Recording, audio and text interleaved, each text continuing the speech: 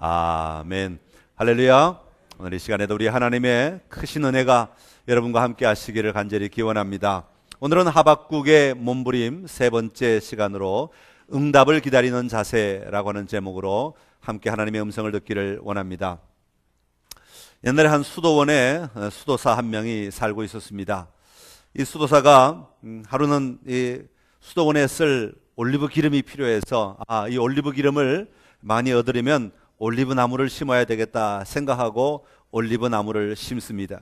그리고 올리브 나무를 심어놓고는 매일 하나님 앞에 매달려 기도하는 겁니다. 하나님, 나무를 심었으니까 물이 필요합니다. 하나님, 비를 주십시오. 그러면 그 다음날 신기하게도 하늘에서 비가 내립니다. 하나님, 이 나무가 잘 자라기 위해서는 올리브가 정말 맑은 태양을 많이 쬐야 이 올리브가 잘 자라는데 하나님, 태양을 주십시오. 그러면 또 신기하게도 그 다음날 먹구름이 사라지고 화창한 태양이 내리쬐입니다. 하나님, 이 나무가 튼튼해야 좋은 올리브 기름을 낼 터이니까 밤에 이슬도 좀 내려주십시오. 그러니까 그날 밤에 또 서리가 내려서 나무에 밤에 찬 공기를 맞도록 만듭니다. 그런데 이게 웬일이에요? 며칠 지나고 나니까 이 나무가 그만 죽어버리고 말았습니다. 방에 들어와서 상심한 마음을 가지고 다른 동료 수도사에게 이야기합니다. 내가 하나님께 이렇게 기도하고 이렇게 간구하고 간절한 마음으로 나무를 심고 키웠는데 그 나무가 죽어버렸다라고 말합니다. 그때 옆에 있는 동료 수도사가 이렇게 말하죠. 나도 올리브 나무를 심었다네. 그런데 나는 이렇게 기도했어. 하나님, 이 나무를 만드신 분 하나님이시죠. 이 나무에 대해서 저보다도 하나님이 더 잘 아시지 않습니까? 하나님, 이 나무가 잘 자라서 올리브 기름을 우리가 짜야 우리가 먹고 살 수 있으니까 알아서 해 주십시오. 알아서 비를 주시고, 알아서 태양 주시고, 강풍이 필요하면 알아서 강풍도 주시고, 알아서 이슬도 주시고, 알아서 모든 것 주십시오. 그렇게 내 맡겼더니 나무가 이렇게 잘 자라서 내가 이렇게 좋은 올리브를 수확할 수 있었다네 라고 이야기하는 것입니다. 여러분, 우리가 어떤 문제를 닥치거나 어떤 위기가 오거나 어떤 하나님의 응답이 필요한 시기에 우리가 그 응답을 얻기 위해 우리는 어떤 방법을 가지고 하나님 앞에 나아가고 있느냐 하는 그런 이야기죠. 여러분, 어떤 방식으로 여러분의 문제를 해결하기 위해서 하나님 앞에 달려가십니까? 여러분이 원하는 방법을 정해놓고 그 방법대로 하나님이 이렇게 해주셔야 됩니다 라고 정해놓고 달려갈 때가 있지는 않은가 하는 것이죠. 하나님이 우리에게 응답해 주신다는 사실은 참으로 놀라운 일이죠. 참으로 기쁜 일입니다. 참으로 승리의 사실입니다. 그런데 우리가 어떤 모습으로, 어떤 방법으로, 어떤 자세로 하나님의 응답을 기다릴 수 있는가? 이것도 굉장히 중요한 문제라고 하는 것입니다. 오늘 하박국서 2장 1절에서 3절에는 우리가 하나님의 응답을 기다려야 할 때 어떤 자세로 응답을 기다려야 할 것인가 하는 하박국이 하나님 앞에서 응답을 기다리는 자세를 1절에서 소개하고 있고, 2절과 3절에서는 하나님께서 하박국으로 하여금 이렇게 응답을 기다려라 라고 말씀하고 계시는 장면이 우리에게 나오고 있습니다. 오늘 이 말씀들을 먼저 좀 나누어서 살펴보려고 하는데, 먼저 첫 번째는 하박국이 하나님의 응답을 기다리는 자세를 살펴보겠습니다. 1절 끝에 보면 하박국은 자신의 질문에 대하여 하나님이 어떻게 대답하실는지 보겠다, 그렇게 말하고 있습니다. 그렇게 하기 위해서, 하나님이 어떻게 하실는지 보기 위해서 세 가지 행동을 취하겠다고 말하면서 세 가지 동사를 사용하고 있죠. 내가 파수하는 곳에 서며 성루에 서리라, 서겠다는 것입니다. 두 번째는 그가 내게 무엇이라 말씀하실는지 기다리겠다, 그렇게 말씀하고 있죠. 그리고 세 번째는 바라보겠다라고 말하고 있습니다. 서서 기다리고 바라보겠다고 이야기합니다. 여호와 하나님 앞에 서서 그 하나님의 응답을 기다리고 그리고 그 결과를 바라보겠다는 것입니다. 이 세 동사를 통해 하박국이 어떤 자세로 하나님의 응답을 기다리고 있는지를 살펴보겠습니다. 먼저 첫 번째로 하박국은 파수하는 곳에 서며 성루에 서리라, 그렇게 말하고 있습니다. 하박국이 하나님의 응답을 듣기 위해 파수하는 곳에 서겠다, 성루에 서겠다라고 말하고 있는 것이죠. 자, 이 말을 이해하려면 먼저 파수하는 곳이 뭐냐, 성루가 뭐냐 하는 것을 먼저 알아야 됩니다. 여러분, 성루는 어떤 곳입니까? 큰 성이 있으면, 한 도시가 성이 있으면 그 성 끝에 끝자락에 성 바깥을 관찰하고 살피기 위해서 밖에서 대적들이 쳐들어오는가 안 오는가 가장 최전선에서 성을 가장 바깥에서 보호하기 위해서 그 탑을 세워놓고 그 위에서 쳐다보는 곳, 이게 바로 성루입니다. 파수하는 곳도 마찬가지입니다. 파수하는 곳도 성 가장 끝자락에 파수하는 곳을 높은 망대를 세워놓고 멀리 바라보면서 저 멀리서 어떤 먼지가 일어나는가, 저 멀리서 어떤 적들이 오고 있지 않는가, 저 멀리서 어떤 다른 변화들이 일어나고 있지 않는가 살필 수 있는 곳이 파수하는 곳입니다. 그런데 이스라엘에서는 성에 붙어있는 파수하는 곳도 있지만 때로는 평야, 성 바깥에 나가서 평야 지대에도 이 파수하는 곳이 세워져 있는 경우도 있습니다. 그래서 이 나라와 이 도시국가와 이 도시국가 사이에 파수하는 곳을 세워서 거기서 먼저 살펴보고 난 다음에 그리고 빨리 성 안으로 알려줘야 성 안이 대피하거나 전쟁을 준비할 수 있기 때문에 가장 최전선의 자리에 파수하는 곳을 세우는 경우도 있습니다.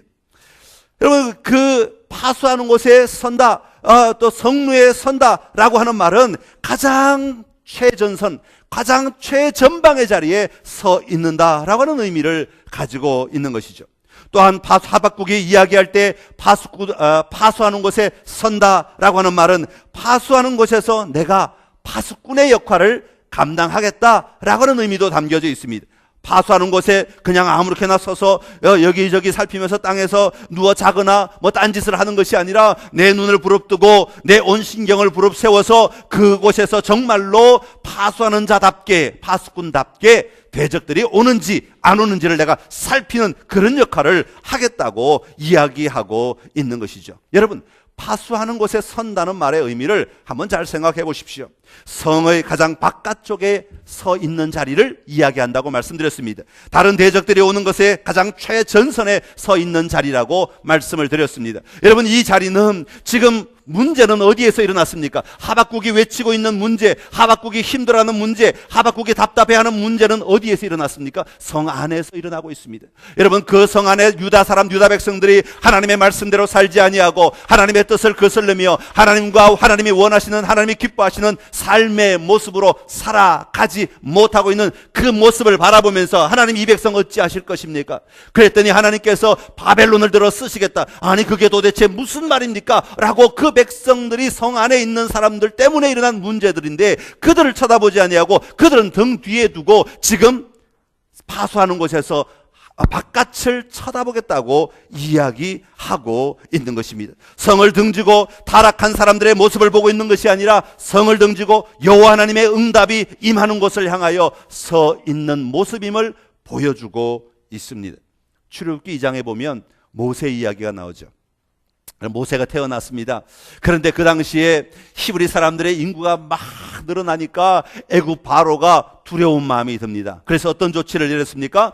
태어나는 모든 남자 아기는 다 죽이라는 명령을 내립니다. 모든 집집마다 곡소리가 들려옵니다. 아기들은 태어났지만 그 아이가 남자일 경우에는 그 아이를 죽일 수밖에 없는 엄청난 공포가 있습니다. 군인들이 돌아다니면서 조사를 하고 직접 죽이기도 하고 아마 난리가 나지 않았겠습니까? 모세가 태어났는데 남자 아기입니다. 그 부모가 그 사실을 보고 얼마나 안타까웠겠습니까? 얼마나 괴로웠겠습니까? 그래서 그들이 결정하기를 우리가 이 아이를 숨기자, 그렇게 결정을 합니다. 여러분, 갓난아이를 숨긴다는 것이 얼마나 힘든 일이에요. 갓난아이면 입을 주워 털어막을 수도 없고 말이에요. 아무리 하루 종일 먹일 수도 없는 노릇이고 방법이 없어요. 방법이 없어요. 석 달은 숨겼는데 더 이상 숨길 방법이 없습니다. 그래서 결정을 하나 합니다. 갈대 상자를 만들어 가지고 역청을 바르고 나무진을 발라서 그 안에다가 모세를 담고는 그 아기를 나일강과 갈대밭 사이에 놓습니다. 그때 이 갈대 상자를 강물에 띄우면서 그의 누이를 거기다가 붙이는 장면이 나옵니다. 너 저기 가서 서서 지켜보라는 것이죠. 출애굽기 2장 4절에 보면 이렇게 기록합니다. 그의 누이가 어떻게 되는지를 알려고 멀리 섰다, 그렇게 말하고 있습니다. 멀리 서 있는 장면, 물 위에 바구니에 담겨 떠내려가고 있는 모세를 그의 누이가 분명하게 직시하고 쳐다보고 있는 장면을 이야기하고 있습니다. 이미 문제는 그 손을 떠났습니다. 이제는 하나님이 어떻게 하실지 볼 수밖에 없는 그런 자리에 서 있다라고 말하고 있는 것이죠. 여러분, 그 서 있는 누이의 심정은 어떠하겠습니까? 온몸의 신경이 곤두서고 그 모든 촉각이 다 예민하게 서서 그 아이, 그 갈대 상자가 놓칠까봐, 그 갈대 상자에 어떤 일이 일어날까봐, 그 갈대 상자가 어디로 갈까, 그것에 집중하며 보고 있지 않겠습니까? 이게 바로 파수하는 곳에 서 있는 사람의 심정이라는 것이죠. 오늘 파수하는 곳에서 그런 심정으로, 문제는 지금 뒤에 있어요. 애국 군대는 저 뒤에서 모세를 잡아 죽이려고, 애국 군대는 저 뒤에서 태어난 아기들을 잡아 주려고 아우성치지만 그 현장은 뒤로 제껴놓고 하나님 앞에 내어놓고 그것을 쳐다보고 있는 최전선의 자리, 여기가 바로 하박국이 오늘 서 있는, 파수하는 곳, 성루에 서 있는 곳이라고 말하고 있는 것입니다. 사랑하는 성도 여러분, 오늘 여러분의 삶의 자리에, 여러분의 어떤 자리에 서 계십니까? 오늘 여러분에게 하나님의 응답이 필요한 일이 있으십니까? 하나님 앞에 부르짖는 일이 있으십니까? 하나님 앞에 간구하는 제목이 있으십니까? 그러면 여러분은 지금 어디에 서 계십니까? 간절히 바라기는 파수하는 자리에, 파수하는 곳에 서 있는 여러분이 되시기를 간절히 기원합니다.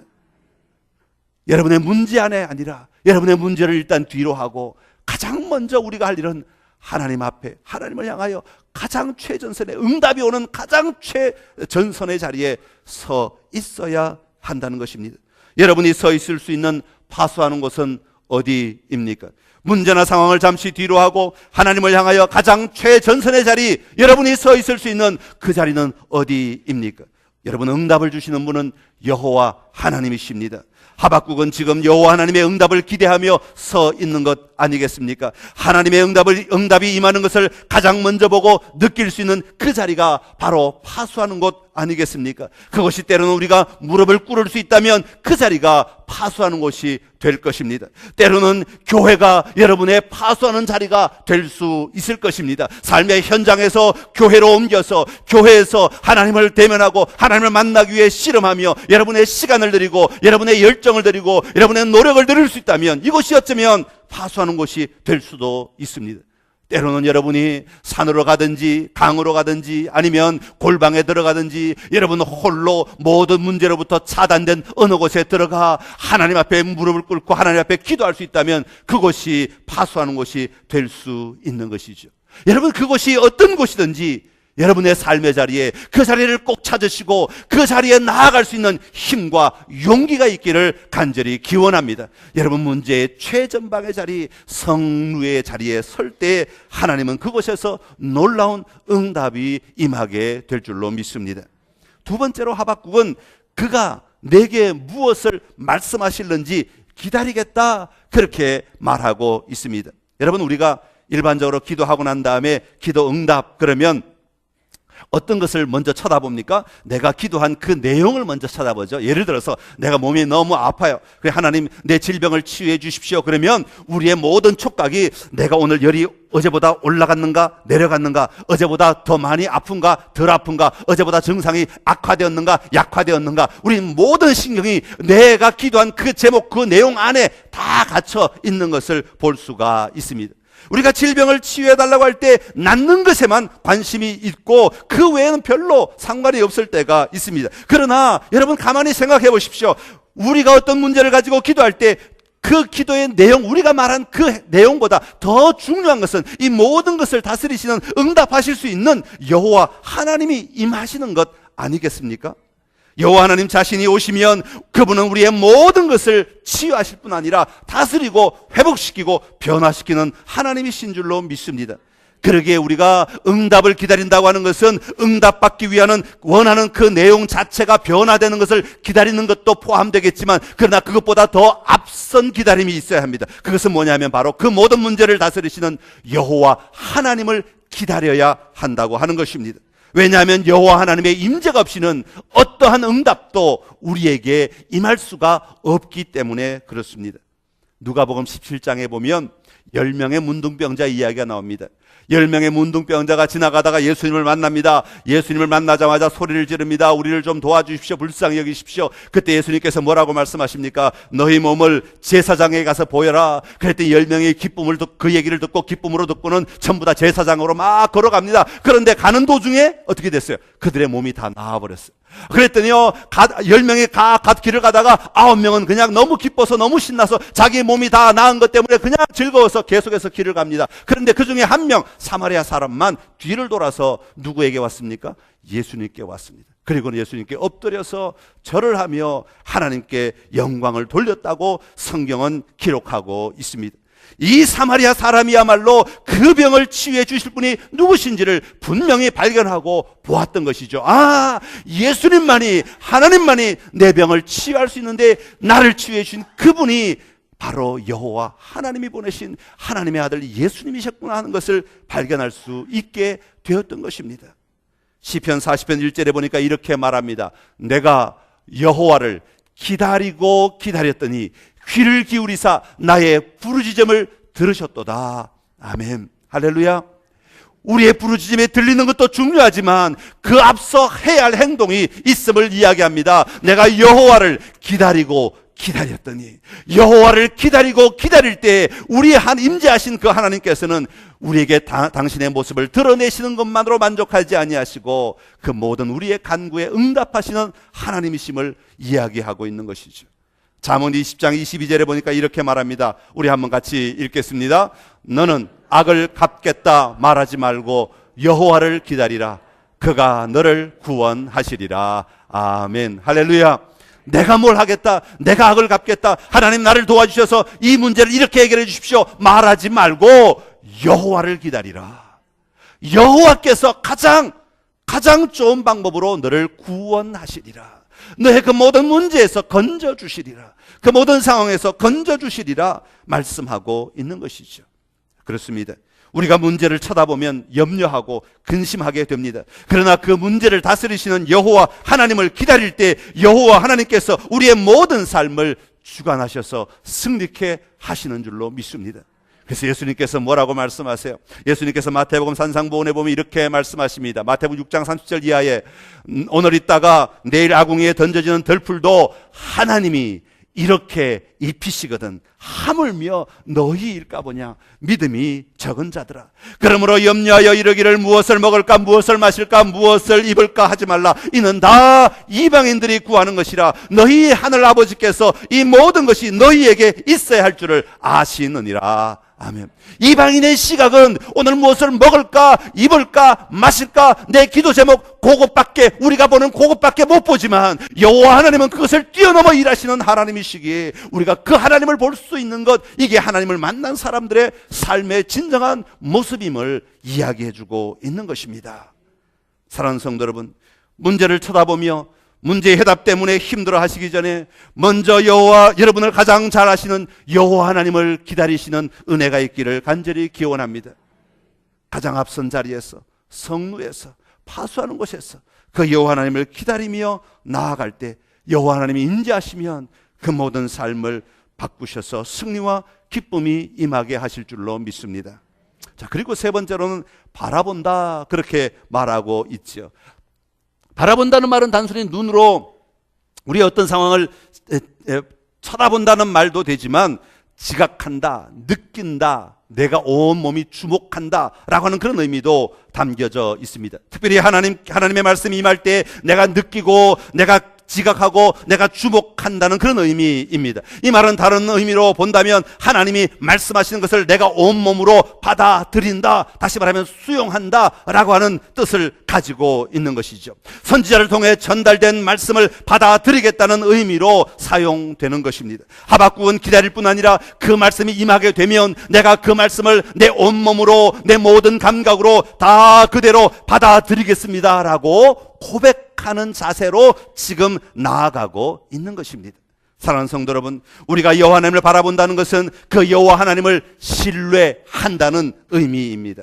그러기에 여호와 하나님의 응답이 어떤 것이든지 그 응답이 나오기 이전에 앞으로 주실 하나님의 응답을 받아들이겠다는, 하나님의 응답을 내가 다 수용하겠다는 그런 자세로 나아가고 있는 것입니다.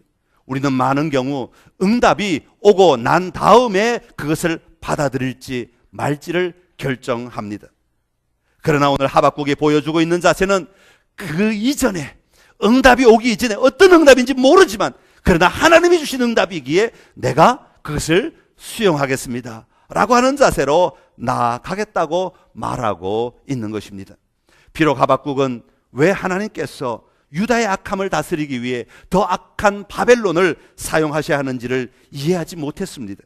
그럼에도 불구하고 하나님께 그 문제를 맡기고 있는 것이죠. 그리고 그 하나님을 바라봄으로 말미암아 확신과 담대함 속에서 앞으로 누리게 될 승리의 삶을 확신하며 나아가고 있는 것입니다. 사랑하는 성도 여러분, 오늘 여러분의 삶의 자리에서 어떤 문제 때문에 힘들어 하십니까? 어떤 상황 때문에 고통하십니까? 어떤 결정 때문에 안절부절하지 못하십니까? 오늘 하박국이 하나님의 응답을 받는 자세를 우리에게 소개한 것처럼 먼저 하나님 앞에 최전선에 나아가는, 파수하는 곳에 나아가는 은혜가 있기를 간절히 기원합니다. 그리고 그것에서 어떤 응답보다도 여호와 하나님 자신을 기다리며 서 있는 여러분이 되시기를 바랍니다. 그리고 하나님이 어떤 응답을 주시든지 내가 다 수용하겠습니다, 내가 다 포용하겠습니다라고 바라볼 수 있는 은혜가 있기를 간절히 기원합니다. 자, 이게 하박국의 응답을 받는 과정, 자세를 이야기합니다.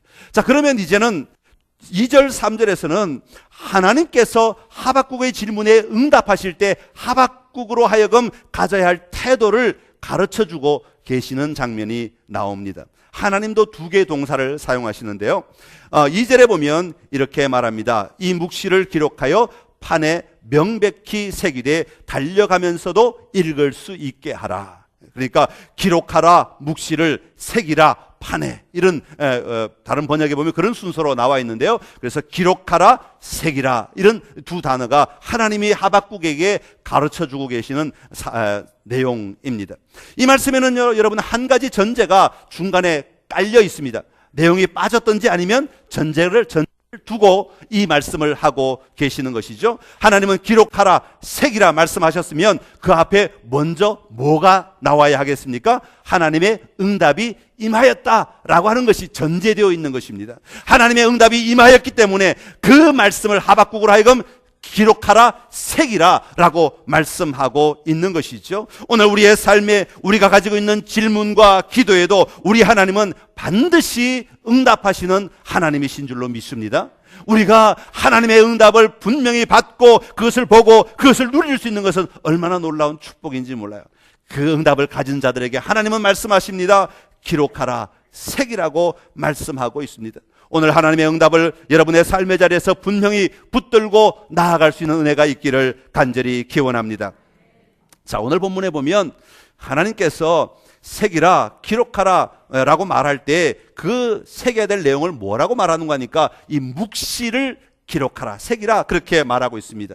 여러분, 묵시라고 하는 말은요, 계시라고 하는 말죠. 우리가 흔히 요한계시록을 요한묵시록이라고 말하는 사람도 있죠. 그래서 묵시는 앞으로 보여질 계시, 아직 드러나지 않은 하나님의 일, 계시를 이야기합니다. 영어 성경에 보니까 이 계시를 뭐라고 번역했는가 하니까 비전이라고 하는 말로 표현하고 있습니다. 오늘은 내가 지금 다 갖지 않았지만, 오늘은 지금 다 내가 누리고 있지 않지만 앞으로 누리게 될 것, 이게 바로 비전이죠. 그래서 이 비전을 기록하라고 그렇게 말하고 있습니다. 이 비전 속에는 하나님의 마음, 하나님의 의도, 하나님의 일하심의 방향이 다 들어가 있는 것이죠. 오늘 우리가 보아야 할 것은 어떤 사건 하나로만 끝나는 것이 아니라 하나님께서 나를 통해, 이 사건을 통해, 아니면 이 환경을 통해, 이 위기를 통해 가기를 원하시는 그 방향을 볼 줄 아는 눈이 열려져야 한다고 하는 것을 이야기하고 있습니다. 이것이 오늘 우리가 붙들고 살아가는 비전 속에 담겨 있어야 하는 것이죠. 오늘 우리 각자의 삶 가운데 이 비전이 회복되는 놀라운 은혜가 임하시기를 간절히 기원합니다. 특별히 이 나라의 민족을 향하여 이 나라가 위기의 상황 속에 있는 이 시대에 이 나라를 향하신 하나님의 비전을 볼 수 있는, 하나님의 계시를 볼 수 있는 은혜가 우리 모두에게 있기를 간절히 기원합니다. 이 사람이 이렇게 말하고 저 사람이 저렇게 말한다고 해서 그 얘기, 이 얘기가 우리의 기준이 되고 우리의 이야기의 전부가 된다면 우리는 하나님 없이도 이 땅을 살아가는 사람이다, 그렇게 말하는 것과 똑같은 것입니다. 여러분, 세상의 사람들의 말이 아무리 많다고 할지라도 그 하나님께서, 우리의 하나님께서, 여호와께서 어디로 우리를 이끌기를 원하시는지 그것까지 볼 수 있을 때에 우리는 하나님의 사람으로 살아갈 수 있게 되는 것입니다. 그러게 여러분의 가정을 향하신 하나님의 비전을 다시 한번 바라보십시오. 여러분, 우리 교회를 향하신 하나님의 비전을 다시 한번 우리가 보아야 합니다. 이 나라와 이 민족을 향하신 하나님의 비전을 보아야 합니다. 그럴 때 그 비전을 보는 자리에서 오늘 우리가 바로 살아갈 수 있는 것이에요. 비전이 없으면 오늘 우리는 우리의 눈에 보이는 것만 가지고 아무렇게나 살아갈 수밖에 없습니다. 그러나 비전이 분명하면 우리가 그것 바라보고 살아갈 수 있는 거예요. 오늘 하나님은 하박국에게 뭐라고 말씀하십니까? 그 비전을 새기라는 것입니다. 각인하라고 말하고 있습니다. 여러분, 이 얘기는 오늘 내가 정말 하나님의 말씀들을 종이에 적어놓고 맨날 이렇게 들고 다니면서 그렇게 세상 속에 들어가서 살아라, 그런 이야기가 아닙니다. 오늘 내 삶이 하나님 주신 말씀대로 살아가라는 그런 이야기입니다. 글자를 쓰는 것이 중요한 것이 아니라 그 말씀이 내 삶에 들어와 내가 그 말씀을 믿고 신뢰함으로 내 삶이 변화되어 그 말씀대로 살아가는 삶 자체가 바로 새겨진 삶, 기록된 삶이라고 이야기하고 있는 것입니다. 입술로만, 말로만 다른 사람에게 하나님의 말씀을 전하는 것이 아니라 바로 내 삶으로 하나님의 비전을 드러내 보여주는 삶이 되어야 함을 이야기하는 것입니다. 예수님이 뭐라고 말씀해요?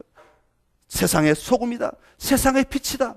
사도 바울은 뭐라고 말합니까? 너는 그리스도의 향기다, 너희는 그리스도의 편지다. 어떻게 우리가 편지가 될 수 있습니까? 여기다 머리끝부터 누구에게 다 글자를 쓰면 자, 나 편지가 왔습니다, 보세요. 그게 아니에요. 내 삶 자체가 하나님이 보내신 편지가 되고 향기가 되어야 하는 것입니다. 그 말은 우리가 그 말씀대로 살아가겠다고 하는 의미가 담겨져 있는 것이죠. 그래서 유대인들은요, 어릴 때부터 이 훈련을 시키는 거예요. 우리가 흔히 잘못 오해하면 유대인들은 어릴 때부터 하나님 말씀 외우는 훈련만 시켰다, 그래서 툭 건드리면 말씀이 줄줄 나온다, 말씀 외우는 걸 잘한다, 여기에 끝나면 안 돼요. 이거는 별로 중요한 게 아니에요. 말씀을 외우는 게 중요한 것이 아니라 어릴 때부터 그 말씀을 외우고 그 말씀을 반복하고 기억함으로 말미암아 그 삶이 그 말씀과 동일한 삶을 살아가도록 만들어 놓았다, 그 얘기입니다.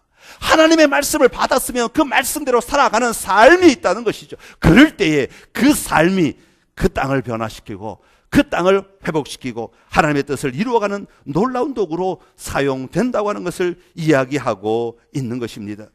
사랑하는 선창의 모든 가족들의 삶 가운데 여호와 하나님께서 우리에게 보여주시고 말씀하시는 이 놀라운 비전을 기록하고 새기며 살아가는 은혜가 임하시기를 간절히 기원합니다. 여러분, 하박국이 응답받을 자세는 하나님 앞에 서는 것과 파수하는 곳에서 하나님을 보는 것이었습니다. 다시 말하면 하박국 자신이 하나님 앞에 나아갈 때는 그 문제가 있는 성 가장 바깥쪽에 서서 하나님과 가장 가까이에 대면할 수 있는 파수하는 곳, 성루에 서서 하나님을 대면한다고 말했습니다. 그래서 문제는 지금 하박국의 등 뒤에 있고 이 앞면은 하나님을 쳐다보고 있는 자리에 있습니다. 자, 그 하나님의 응답을 받고 난 다음에 하나님은 어떻게 하라고 말씀하십니까? 돌아서라고 말씀하시는 거죠. 말씀을 새기고 하나님의 응답을 가지고 어디로 가라고요? 문제가 있는 성 안으로 들어가라고. 그래서 달려가서 모든 사람이 볼 수 있게 하라는 것입니다. 이것이 하나님의 응답의 방법입니다. 우리는 하나님께서 우리가 세상과 동떨어진 삶을 사는 것만을 원하지 않으십니다. 때로는 우리가 세상 속에서 잠시 멈추어서 파수하는 곳에 서야 할 때가 있습니다. 그리고 그곳에서 잠시 시간을 가지고 하나님을 만났으면 거기서 돌아서서 다시 삶의 현장으로 반드시 들어가야 함을 우리에게 이야기하고 있습니다. 어려움의 속으로, 혼란 속으로, 위험 속으로, 우리를 위협하는 그 수많은 일들이 있는 속으로 들어가서 그 삶의 현장 속에서 말씀대로 살아갈 때 그 땅이 변화되게 될 것임을 이야기하고 있는 것이죠. 하나님이 요나를 부르셨습니다. 요나가 도무지 말이 안 됩니다. 니느웨로 가라니요. 그들 우리를 대적하는 자들 아닙니까? 갈 수 없습니다. 도망갈 때는 아무 일도 일어나지 않았습니다. 그러나 요나가 물고기 뱃속에서 나온 다음에 순종하여 하나님의 말씀을 가지고 그 땅을 밟을 때, 그 땅 속으로 들어갈 때, 문제 속으로 들어가 하나님의 말씀을 외치며 그 말씀이 얼마나 생생한 말씀인지 보여주었을 때 그 땅에 놀라운 변화가 일어나기 시작했던 것이죠. 그 땅에 진정한 회개가 일어나기 시작했음을 우리는 너무나 잘 알고 있습니다. 하나님의 말씀을 받았으면, 하나님의 응답을 가졌으면 우리는 세상 속에 들어가 사람들 속에서 하나님의 사람으로 살며 말씀을 전하며 승리하는 삶을 누리는 자들이 되어야 합니다. 왜냐하면 하나님은 하나님의 때에 하나님의 일을 반드시 이루실 분이시기 때문입니다. 3절의 말씀입니다. 우리 3절 말씀 같이 함께 읽겠습니다. 이 묵시는 정한 때가 있나니 그 종말이 속히 이르겠고 결코 거짓되지 아니하리라. 비록 더딜지라도 기다리라.